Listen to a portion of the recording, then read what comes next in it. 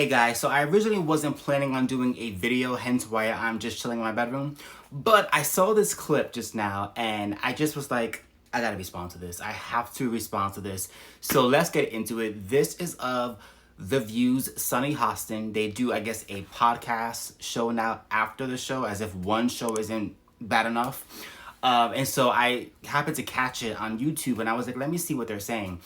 And in this clip, the producer is talking to Sunny and he asked her, people say that you always talk about race and make everything about race. Why is that? Like, what's your response to that? And here's what she had to say. And just listen to this and then we'll talk about it. Critics say that you make everything about race. Yeah. And what's your response to people when they say that? My response to people is that unfortunately, because of the origins of this country and the original sin of this country, everything is about race. Yeah. And that's just true, right? But if we were a country that could come to grips with our history, accept our history, perhaps pay reparations that are due, and perhaps just stop trying to erase our history, I don't think everything would be about race. A woman came up to me and said that I made everything about race and that I shouldn't because she doesn't see race.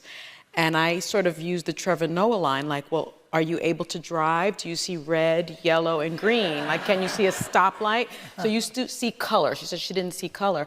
And I don't care that you see my color. I just want you to treat me the same way that you would treat anyone else with a different color. That's it. Yeah. And I'm going to keep on talking about it, trolls. So this is just funny to me. So her argument as to why she makes everything about race is because we have things to atone for in this country. And if we just atoned for those things, then everything wouldn't be about race. You know what's funny about this? Sunny Hostin is literally living the American dream. Her husband is a surgeon making 6 figures a year. She's making millions a year on The View. She's also a ABC legal analyst. Both of her children graduated from high school with high honors and are going to Ivy League schools. I believe her son was accepted to Harvard. And her daughter, I'm sure, is like on the same track. So here you have a woman who literally, as a black woman, is living the American dream with her black family, making millions of dollars, very, very successful because of this country and the opportunities that this country has given her and her family to be able to live the American dream. And yet she's still sitting here acting as though her mama was a slave. Acting as though slavery just ended last week.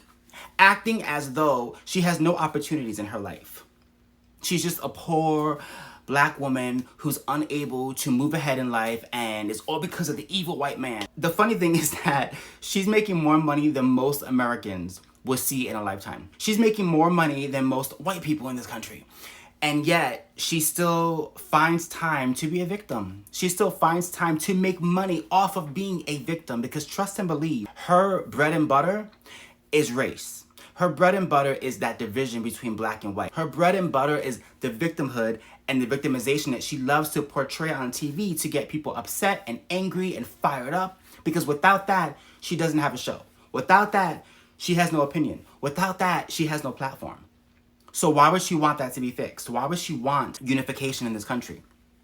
She needs racial division. So I just find it funny and so disingenuous of her to sit there with a straight face and say, I'm talking about it because I want to be seen as a normal person or judged by who I am and not my color. Well, when you talk about it 24/7, it's kind of hard. And again, please tell me how you as a black woman living in this country are not seen as an equal when you're making more than most people will see in a lifetime, including white people. But yet you still have time to be a victim. You still have time to portray yourself as someone who isn't being treated fairly. And it's just a smack in the face to actual Americans who are struggling, especially in today's economy, for you to sit there with a straight face and act as though you have no opportunities. Every door has been slammed in your face. You have no idea how you're gonna pay for gas, for food, for just daily bills. This woman lives in a mansion, okay? She lives in a huge, huge home. Her children are going to Ivy League schools, probably all paid off. Her husband's a surgeon. I mean, they are living the American dream and then some. And yet she still finds time to hate on this country and accuse this country of not giving her and her people enough. How much would be enough? That's my question. You know, she mentions reparations. Would she be getting reparations too? The woman who makes over $1 million a year? The woman whose children go to Harvard? The woman whose husband is a surgeon? Would she be entitled to those same reparations as well? I'm just curious, because I have a feeling that even if the government said, hey, we're going to pay African Americans this amount of money to make up for slavery that happened over 100 years ago, and now we're all going to be good, something tells me she still would find something to complain about. Because again, without that, what does she have to talk about? Nothing. Blows my mind. I just had to stop for a second and talk about this because it just, oh my God, like it's just the audacity of these people, the audacity of these liberals to try and play on the emotions of people by portraying this false narrative that people like myself should be angry at this country and feel like enough isn't being done because I'm a person of color. Poor me. No, poor you for that stupid mindset. Especially when you're making the kind of money that you're making. Especially when you've already achieved the American dream. And you still find a way to complain about this country that has given you so many opportunities. Tell me, if this country was so racist, if this country hated black people, how are you successful? How are you on a syndicated talk show making millions of dollars a year? Please tell me. How are you as a black woman able to sit on a seat and spout the crap that you spew out every single day against this country if this country was so racist? If this country was so racist, you wouldn't even have the opportunity to sit on a national syndicated talk show to talk about it. That's what blows my mind. Yeah. Sunny's bread and butter, like I said, is race. Make no mistake about it. She's full of caca. Let me know in the comments down below what you think of this video. Do you agree with Sunny that she has to talk about race because it's just too important not to talk about it 24/7? Or do you agree with me that she is full of crap?